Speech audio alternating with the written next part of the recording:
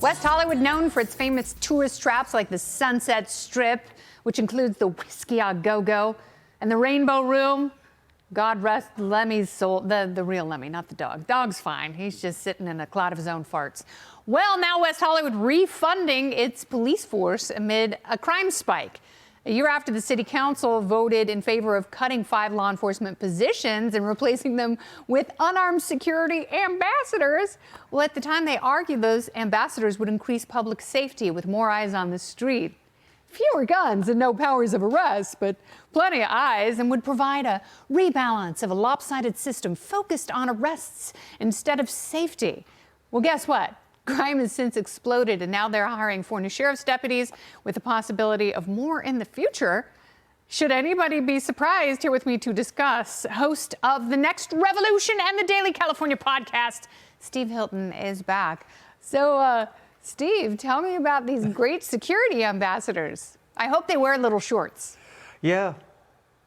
I know, but exactly. That's almost compulsory in West Hollywood. Anyone knows that who's been there. Look, the thing is, it's just...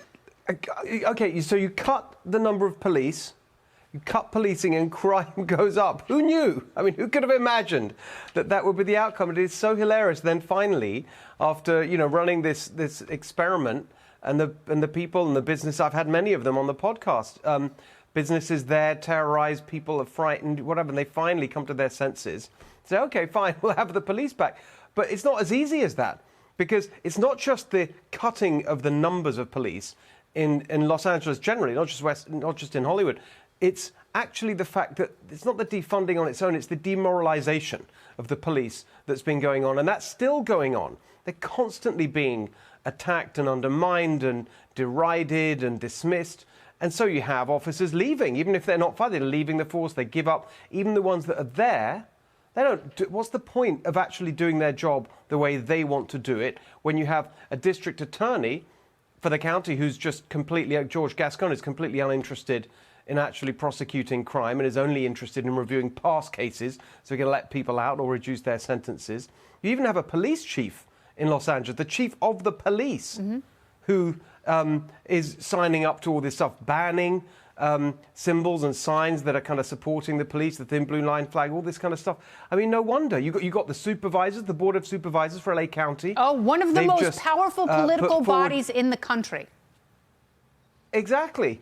They've just decided to practically empty the jails. The reason that they're doing that is because of terrible conditions in the jails, which is true. There are terrible conditions in the jails. So why don't you improve the conditions? Why don't you build more capacity? No, the answer is let everybody out. So in those circumstances, this one small U-turn isn't going to make much difference, in my view. No, and violent crime and rape have actually gone up in West Hollywood. Some crimes, some categories have gone down, but certainly not enough and not to pre-pandemic levels. And now you have officers who are told not to engage in community policing. And you actually need that to build trust between officers who patrol certain areas and the vulnerable members of the community. You want that trust, you want that dialogue. And if they're not going out there looking for people, talking to people, it's not good policing. And also, you can have police reform and still have police officers. In fact, if you have smart reforms that libertarians have been suggesting for a long time, people tend to trust the police even more. This is what I argued right at, going back years now when we had all that argument around this around the time of George Floyd and onwards. There are legitimate reasons for people to be concerned about some aspects of police performance and certain police officers and so on. And just like every other public service, of course they need to be reformed and improved. No one would say that every police officer and every police force is perfect. The way I put it back then, and I say it all the time now, is police reform, not police retreat. Yes. And that's what we've had all around the country. They just retreat, either deliberately because they've been taken off, or actually, which is in a way more upsetting, they've done it themselves. They're because they know that they haven't got the support from the other parts of the criminal justice system. Why would you arrest people if they're not going to be charged, if they're just going to be released to reoffend? I mean, the recidivism is not being addressed at all. And I agree with you. I've always said It's better to fire bad police officers and bad teachers than have these bad actors protected by unions who destroy the reputations of the good people who are trying to do the Lord's work. Steve Hilton, thanks so much. Always good to talk to you. See you soon. You know it.